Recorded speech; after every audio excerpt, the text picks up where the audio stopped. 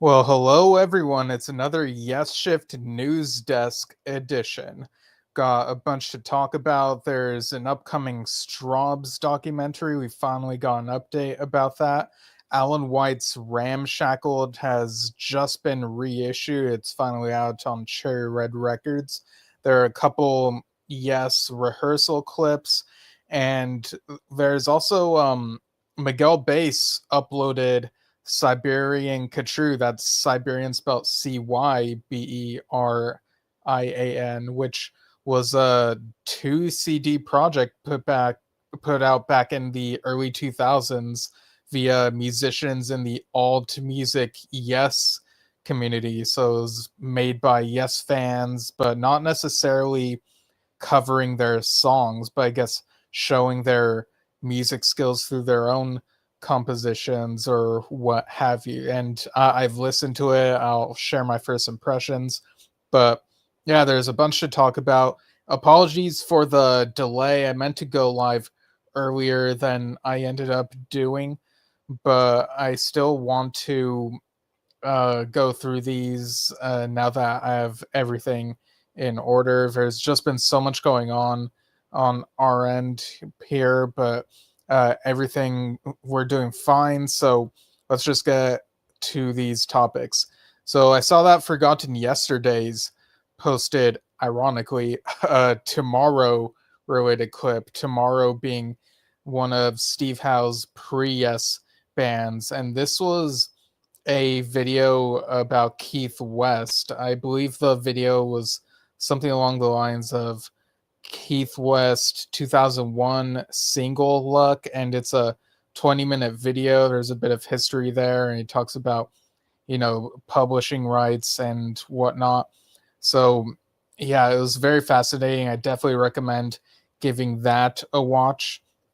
And something that kind of slipped past my radar that I thought came out more recently, but apparently has been out for 4 weeks now and can be found over at Cherry Red. It was John Wetton Consentus 2. The John Wetton Live Collection Volume 2 is the second installment in a 3-part series honoring the legendary musician's live legacy. This 10 CD box set features remastered editions of John's live albums, complete with bonus tracks where available, plus a wealth of rare and previously hard to find material curated by longtime archivist and friend Rick Nelson. A must-have for devoted fans, Consentus 2 offers a rich and intimate look at Wetton's enduring brilliance on stage. Out now. So that's really cool. I do kind of remember when Consentus 1 came out. We sort of speculated that maybe this will be the first in a series, or maybe they announced that it would be back then. I can't quite remember, but yes, it's great that they've continued that, and it sounds like there will be a third one on the way at some point, so that's very exciting. And if you're watching the video version of this, here is how it looks. That looks really incredible there. And yeah, so the contents of that include Heart of the Dragon Part 1, and Disc 2 is Heart of Dragon Part 2. Disc 3 is Landmark Live in the Netherlands. Disc 4 is Live in Tokyo 1997. Disc 5 is Live in Tokyo 2, 1997. So the second half of that show, presumably. Disc 6 is Live in Tokyo 2, 1997. Okay, so maybe these are a couple different Tokyo shows. Okay. And that also includes a bonus track, Blues Was on My Mind, from April 5th, 1997. Disc 7 is No Man's Land. Disc 8 is Sub Rosa 2024 Redux. And Disc 9 is Live at the Sun Plaza Tokyo 1999, which is a 2024 Redux. And Disc 10 is Live at the Sun Plaza Tokyo 1999, 2024 Redux. So if that interests you, go check it out. on Cherry Red Records and see the track list there in full, all the details. And next up, what we have here is a more, or not recent, but rather upcoming release. I believe this gets reissued on November 28th, if I remember correctly, and people can find this on Burning Shed and maybe other places, but Burning Shed is the place where I saw it. And this is, I'm just pulling up the cover image of it, The Bridge by Cousins and Willoughby. Now, half of the duo is, of course, the late Dave Cousins from Strawbs, who recently passed away. And this feature is Mary Hopkins, Blue Weaver, Tony Fernandez, Roy Hill, Chaz Kronk, and others. And apparently, The Bridge, which came out in 1994, was considered by Cousins and Willoughby to be something of a long lost Strawbs album. So that really piques my curiosity because I've been through at least most of the Strawbs discography, but it was stuff that had the Strawbs name on it. So I don't think this album ever crossed my listening path. But it looks like the track list here is You Never Needed Water, Further Down the Road, Strange Day Over the Hill, Heat of the Street, Morning Glory, Cry No More, Do You Remember, The Plane, Oh So Sleepy, Song for Alex, and the bonus tracks are the following 5, which are titled Desert Song, Ways and Means, David Talks About Sandy Denny, Ringing Down the Years, and Beat the Retreat.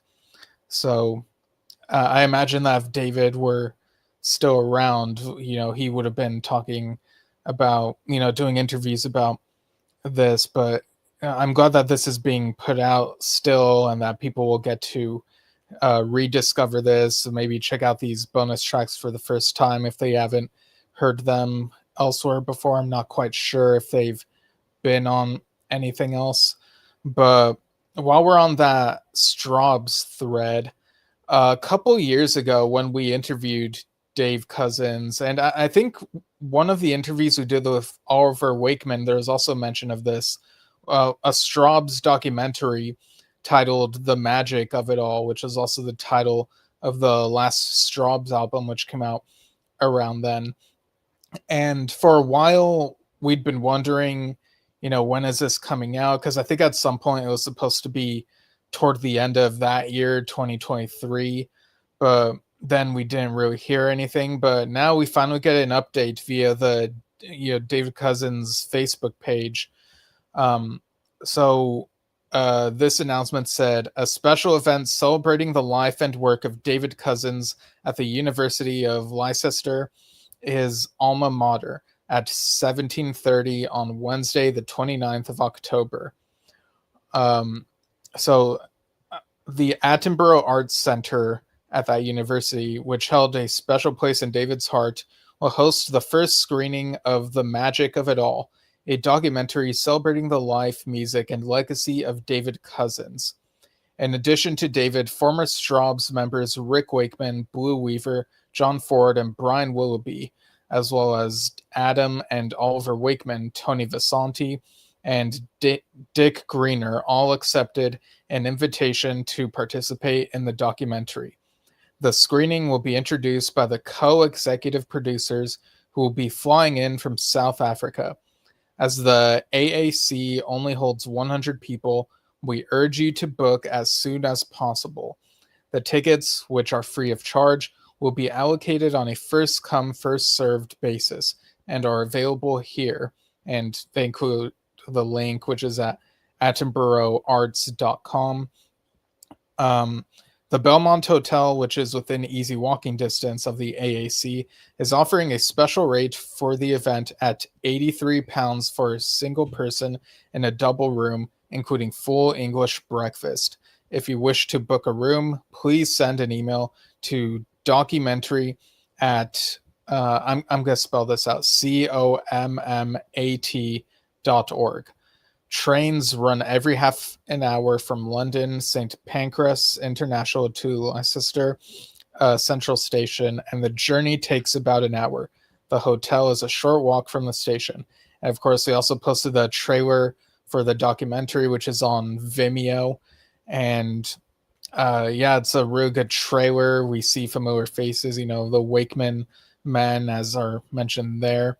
And I'm really looking forward to this. Uh, having been through the Strawbs discography, I really enjoyed what I've listened to, but to put all of that in context in one place, and maybe there will be an additional segment at the end acknowledging the passing of David Cousins. So it'll be, I think that would be a way to, tie the bow on the thing so that it's up to date and you honor David. And I'm really curious because it says this will be the first screening, so that assures us that there will be further screenings. And yeah, I hope that it eventually gets maybe a physical release, or if they're able to have it so that it's rentable online or something. So yeah, I really want to watch this documentary. Oh, Nathan Tyler Lowry says in the comments, nice background. Yeah, the Yes Years artwork really holds a special place in my heart, with the documentary being such a huge part of my Yes fandom as a little kid. All right, so looking forward to that. Strawbs documentary, The Magic of It All. Again, that's October 29th, that first screening. And Oliver Wakeman has been doing a lot of posting on his Facebook page. I encourage people to check out the images and his write-ups on them over there. But yeah, I'll do a quick roundup, sum up what he's posted.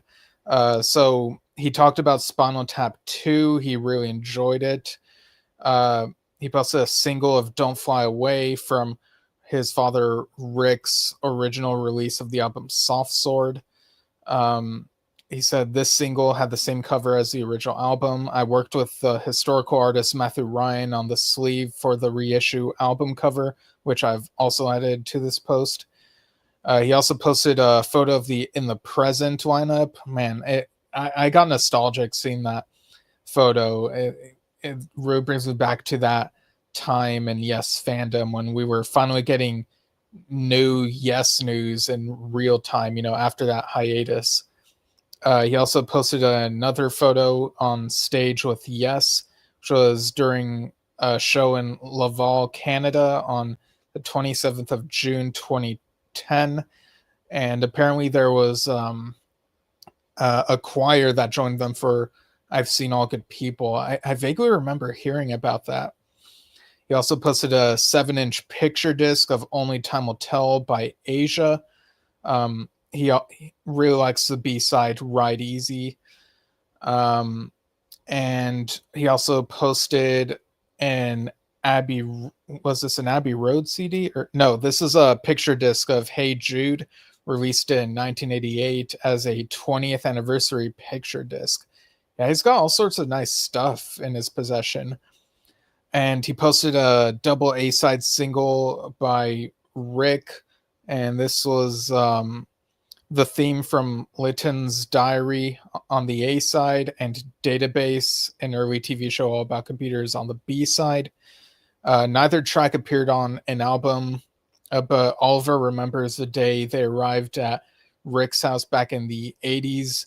They were a few in a point-of-sale type cardboard display. And he also posted something related to Marillion. And this was the track Hooks in You from the Season's End album, and the B-side is After Me. Yeah, so yeah, between him and also Miguelbass recently talking about Marillion, I really gotta get back into Marillion. It's been a while since I tried exploring their discography, and yeah, like I gotta like really check them out even further. He also posted a 7-inch single of In High Places by Mike Oldfield, which of course had John Anderson on a guest there. And he also said now in the studio working on some sessions. So I thought I'd do a quick post before the end of the day. This was somewhat recently. He posted the Yes single "Don't Kill the Whale" and says that he wishes that the In the Present lineup had performed it. Man, that would have been, even though "Don't Kill the Whale" has been performed by other Yes lineups in somewhat recent memory, like within the last couple decades. So it wouldn't have been as obscure, but it would have been nice if, because it sounds like he really wanted to play something like that. And I do remember Benoit David wanted to do Revealing Signs of God, but never got to do that with Yes. So, man, but anywho, he also says, he also posted a 7-inch single of Best of Times by Styx. Apparently, according to the sticker, it's the first laser etched single. And he says, in the UK, Styx weren't a massively well-known band. I discovered them after my mom gave me a few of Dad's old records. And in amongst them, there was an A&M promo copy of The Grand Illusion. I was hooked from the moment I heard Miss America. Now, slight tangent here, since we're talking about Styx. Over at drumtalktvbrilliance.com, we're actually having a Q&A with Styx drummer Todd Zuckerman, who's been with the band for 30 years now. So if you go to drumtalktvbrilliance.com, you'll see the info, how you can get a gig pass or premium membership to be able to ask him a question on screen. And this is happening October 1st, which is a Wednesday. That'll be 12 p.m. Pacific, 3 p.m. Eastern US times, and 8 p.m. UK time. And I'm actually going to try to do a Steven's Vinyl Adventures episode ahead of that. I'm expecting my copy of Styx's most recent album, Circling from Above, to come in the mail soon. So maybe tomorrow or Monday or something, I'll be able to do that, but really looking forward to giving that a spin. So getting back to this Oliver Wakeman post roundup, he posted a pic of him and Rick at the O2 in London in 2016. A single of Robot Man, another one of Rick's, from the rock musical 1984. Rick wrote that with Tim Rice, and it's sung by Chaka Khan. He posted a 7-inch of Wondrous Stories, signed by Rick, John Anderson, and Steve Howe. And he also posted a 1973 Yes Tales from Topographic Oceans tour program, which also includes an ad for Journey to the Center of the Earth. And more recently, he's posted the Yes logo with the Yes Show's bird. It's like the logo in physical form. So that's all really cool stuff. And I think he said he was going to do a music update. I don't think he's made the post. I assume he meant like regarding current stuff he's working on. I was kind of hoping he'd have that ready before I came on here, but hey, I'll mention it on the next News Desk edition, which for all I know could be a week from now, depending on how much news piles up. And we'll share the post whenever it comes out, on our Facebook page. So yeah, lots of cool stuff. It's really fun going through memory lane like this, through the stuff that Oliver is able to share. There's some great bits of history there. So Rick Wakeman released another episode of his podcast, The Myths and Legends of Rick Wakeman. And he talked about some interesting stuff. Someone asked him about Rhapsodies and how that ends with a track titled Credits, and the track before that, Summertime. Funny enough, Summertime is also a track that Bill Bruford played with the Pete Roth Trio, which you could see on Bill Bruford's YouTube channel, different Summertime. But yeah, another fascinating episode. I like how Rick is able to, talk about various things on his show. He on Rick Wakeman's Facebook page, there's this post about the Isle of Man stamps and coins which celebrate Rick Wakeman with the landmark 6-stamp collection featuring the visionary artwork of Roger Dean. And people can read more and see the purchase links at rwcc.com/notices/IOM stamps.php. And I'll go ahead and show these stamps on the screen. Let me just get the file and share it. You'll see Rick next to these stamps. Okay, share screen, or share window rather. And there we go. There's Rick, and there's those nice stamps here. Roger Dean, always great stuff there. Oh, I see that one of these is the Yes Sonata record that Rick released almost a year ago. Yeah, I remember talking about that on this show. And Roger Dean posted a clip, holding up the artwork of the Golden Lion that was used on the Royal Affair tour, which of course included Yes, Asia, John Lodge, Carl Palmer's ELP Legacy. And he said, a wonderful part of the show was when the band performed John Lennon's Imagine with guest vocals from John Lodge. Of course, Alan White had been the drummer for the original song, which made it all the more special. Indeed, it did. That was an amazing concert back in 2019. And of course, Roger keeps posting on his Facebook page for his bit of an architecture ideas post. But on the topic of Alan White, like we've mentioned, the reissue of Ramshackled is now available. You saw that on Cherry Red Records.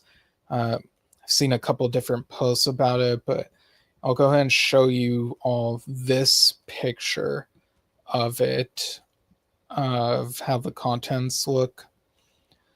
So there we go. Alan White, Ramshackled, and this picture also says featuring Steve Howe and John Anderson.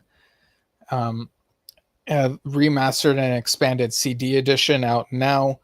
And it also includes a couple of quotes right here. So Steve Howe said the track is, regarding the track Spring, Song of Innocence, Steve said, the track is beautiful. John sounds great. It's a most noteworthy idea to re-release it now, 50 years later. I'm sure the Yes fans will love it. And John Anderson is quoted as saying, mystical and a wonderful memory, such a peaceful event for me. Yeah, I love that track, Spring, Song of Innocence. It is so good. And of course, this reissue also has a couple single versions of tracks. So yeah, I remember Dad and I talked about this album when we were going through the Yes solo albums a while back, and I think revisiting this, we appreciated it. We really appreciated it, and I for sure appreciated it more than I used to, looking at it from a different angle. I think when I was a kid or early teens or whenever, I was kind of hoping for it to sound more like Yes or like prog, but there's some really interesting experimental stuff on here that I really like. And the bonus tracks are the single versions of Ooh Baby and One Way Rag. So there you go. Check that out over on Cherry Red. And let's see what else we got on this list of news topics. Recently on the Yes official page, Yes posted a couple clips of the rehearsals that they're doing right now. So there was one of Jay Shellen and Billy Sherwood at the rehearsals, and the other one, I think Billy actually posted this other one, was basically Billy, walking through the rehearsals. You could see Jeff Downs. So yeah, it's great to see that that's all underway. Very curious to find out what the set list is like. And the Fragile Tour book is now available in the Yes World store, and apparently the Relayer Tour book is back in there as well. Over on Bill Bruford's page, Facebook page, he actually, I think, posted a little preview from the Fragile Tour book of his interview with the Gottlieb brothers. So, I definitely want to get this tour book when I go see the tour, in person. I guess I could order it from the online store, but I might just go ahead and get it like at the show. Um, so we'll see what ends up happening. But I really love these tour books and the way that the Gottlieb brothers put them together. And browsing around, in my feed, one of the things that I saw was close to the Yes, the Texas-based Yes tribute band are having an event October 18th, and that will also include Schizoid Men, a mind-bending tribute to King Crimson, and of course, 20 Hounds, a soulful tribute to Grateful Dead. And yeah, this is at the where is this? Well, if you go to their Facebook page, close to the Yes USA, you should be able to see it in the events section of their page. But okay, this is at the Platinum Music Complex NRH, which is in North Richland Hills, Texas. Okay. And yeah, I think Total Master Tane also posts about one of their own upcoming gigs as well. And you can also check Awaken's upcoming gigs. We're not sure of any Yes tribute bands or bands playing Yes music. So what a time to be alive, So really great stuff. All right, now I'm gonna, once again, I want to remind people of Progstock, which is happening October 9th through 12th, if I remember correctly. So this is happening in Rutherford, New Jersey, some prog artists. And well, I'll just go ahead and play the commercial since we have that handy. Check it out.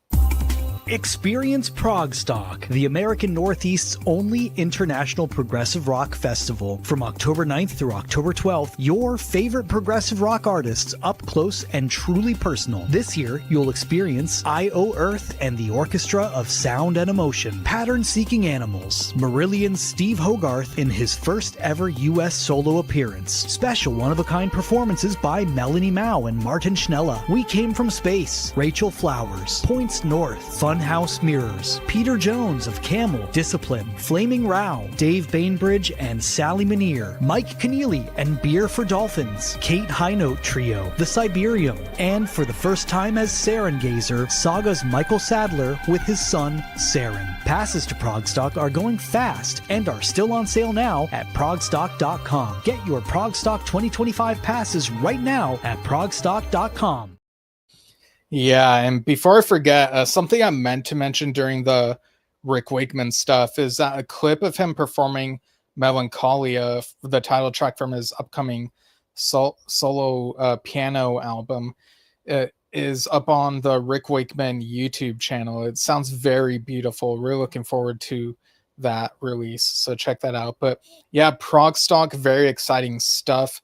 I'm trying to figure out, I'm not able to go in person, so given that they're streaming these things on StageIt, I got to figure out with my schedule, like which of these shows am I able to watch on my TV. So that's something I'm still figuring out, but I'm very excited. I'm always excited whenever Progstock happens, because sometimes I see some familiar people or I discover some new people who I then have on my radar, and I'm like, okay, I need to check out more of them. So awesome stuff. All right, so one of the people who's going to be at Progstock is Annie Haslam, and there's actually a bit of news that came out on, I think, either on her page or the Renaissance page or something, but the post that I found said Renaissance had their farewell tour last October 2024 and did not expect to perform live again. Annie Haslam, who has been at the forefront of the group's story for 54 years, recently was approached by an Edwardsville, St. Louis promoter to return to the Wildey Theater for a one-woman show. After much deliberation, the idea grew into something bigger when Annie contacted Jim McCarty and Renaissance to partner up to discuss the history of Renaissance, the band he initially co-founded. It will be followed by Jim, along with Renaissance, playing several of his songs. Then Renaissance will take the stage. An evening of the best symphonic rock music that was destined to happen and come full circle. There will be 2 shows at the Wildey Theater, Edwardsville, Illinois, on November 21st and 22nd. Ticket info coming soon. The Newton Theater, Newton, New Jersey, on the 28th of November. Ticket info coming soon. And the Lansdowne Theater on the 29th of November. A once-in-a-Renaissance lifetime event. And people can check out the Lansdowne tickets at etix.com.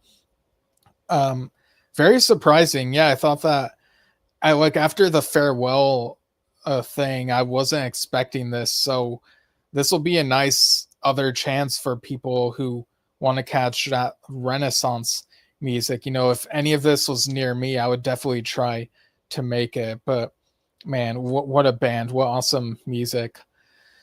All right, so more stuff. Steve Hackett has announced some tour dates for 2026. So these will be in, let me make sure I get the month right. These will be from May 12th to June 1st, starting in Paris, France, going through Belgium, Sweden, Denmark, a bunch of Germany dates, and then concluding with a couple Netherlands dates, the last of those being June 1st. I'm really looking forward to seeing Steve Hackett's band this November here in Los Angeles. It's going to be an awesome. I'm going to see Yes one night and Steve Hackett the next night. I believe that's the order that's happening for me. Really amazing band. They really do justice to the Genesis material. And speaking of which, 4/5 of the Lamb Lies Down on Broadway lineup reunited recently. And yeah, I know I'm veering into prog rock stuff more so than strictly within the Yes sphere, but this was really amazing. I was not expecting to see a photo of Peter Gabriel with Rutherford, Hackett, and Banks. I'll go ahead and show that photo that was making the rounds on social media. So they were at this event for I think it was regarding the Lamb Lies Down on Broadway box set and the Atmos thing. There might have been a listening thing, I think there's a post here where I might have the details. Okay, so September 19th, they got together in London to celebrate the Lamb Lies Down on Broadway 50th Anniversary Super Deluxe Edition, and they gathered at the Dolby Screening Room in Soho for a Q&A with journalist Alexis Petridis ahead of a playback of The Lamb in Dolby Atmos. All right, yeah, that's amazing. And this box set, I believe, is finally out now. I know it got delayed quite a bit, but I think it's out now. People can correct me if I'm wrong, but I'm pretty sure of that. So another thing that happened is this reissue of Nick DiVirgilio's Rewiring Genesis. And this was originally released in 2008. Rewiring Genesis, a tribute to the Lamb Lies Down on Broadway, is a reimagined version of the classic album by Nick DiVirgilio and Mark Hornsby, alongside a group of top Nashville musicians. To celebrate the 50th anniversary of the iconic album, DeVirgilio presents a remixed and remastered 2025 updating with new parts, including contributions from Steve Hackett and a string section recorded at Abbey Road Studios. Wow.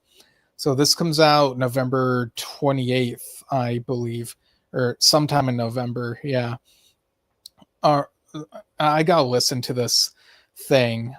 We listened to Dave Kersner's Lamb tribute album several months back, and that was amazing. I think Nick was also on that, if I remember correctly. But yeah, people love this Genesis album. It's it's such a huge staple in prog rock history. All right, so closing out with another tribute related thing, I guess you could say. Miguelbass, who has been doing the Play for Chris events, online tributes for the past 10 years now, he uploaded on his YouTube channel, so that would be Miguelbass on YouTube, the 2 CD project by Yes fans who were involved in the online Yes news group, Alt Music Yes, back in the day. This is sort of a domino effect thing. Recently on Yes Music podcast, Kevin Mulrine and Mark Anthony Kay talked with Henry Potts about Alt Music Yes and some of those early Yes internet communities and discussions. And so I guess this inspired Miguel to pull out this 2 CD thing he's had from 2002. So in the early 2000s, Yes fans who were in that news group decided to put this together. So Cyberian Khatru, and that's spelled Cyberian, because cyber, the sounds of Alt Music Yes. Alt Music Yes was a Usenet news group that worked as a forum devoted to Yes. Around the late stages of its existence, this project came about to organize a collection of songs made by the users of the group. Looking back today, it was quite an innovative project, much in the true spirit of Yes. And that comes from a blurb that I believe Henry Potts made a while back. So this came out in 2002. The audio compilation producers were Len Richards and Timothy Martin. Album executive producer was Robert G. Seeberger, and associate producers were Henry Potts and John Thelen. And the front cover artwork of this was by Bob Seska. Apparently, the artwork was originally going to be for the In a Word Yes box set, but then they got Roger Dean for that, so they didn't need Bob Seska's artwork for this, and he ended up, I guess, donating it to this Cyberian Khatru project, which is really cool. And yeah, you can see the artwork on the YouTube video over on Miguelbass's channel. The logo and borders are by John Thelen, and Diamond logo and parody by Mark Fortman. Yeah, they very much make the logos in the vein of Roger Dean's stylistic stuff that you would see on like Yes Years and The Ladder and stuff like that. And this track list, we'll go more detail about this on a later episode, but there are 14 tracks on the first disc and 14 more on the second disc.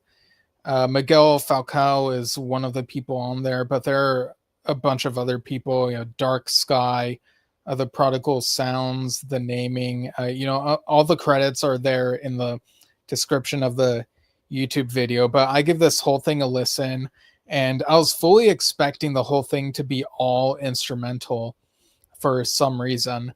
And I was kind of surprised when the second track, I believe, had vocals on it. And there are a few tracks that have vocals and vocal harmonies, but most of these are instrumentals. They are not covers of Yes songs. There are no obvious references to specific Yes tracks, but on much of these tracks, you can definitely feel the influence of Yes. These are, from what I understand, these musicians who are Yes fans were showcasing their own talent and showing what they could do. But you could definitely hear some of these musicians, playing guitar in the vein of Steve Howe. There's some keyboard moments that reminded me of Rick Wakeman or even Jeff Downs. There's an Asia sounding one.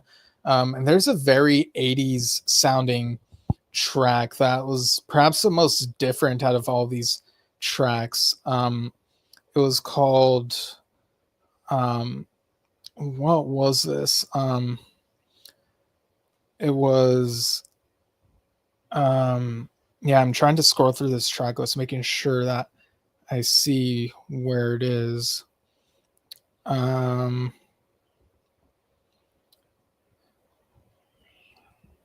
Yeah, okay. For some reason, it's really tough for me to find the track that I'm thinking of, but yeah, there's also a very R&B sounding track. And one of the tracks has saxophone. This Dark Sky track, Green Castle, kind of reminded me of the ABWH demo from Distant Thunder. It kind of has a similar type of soundscape.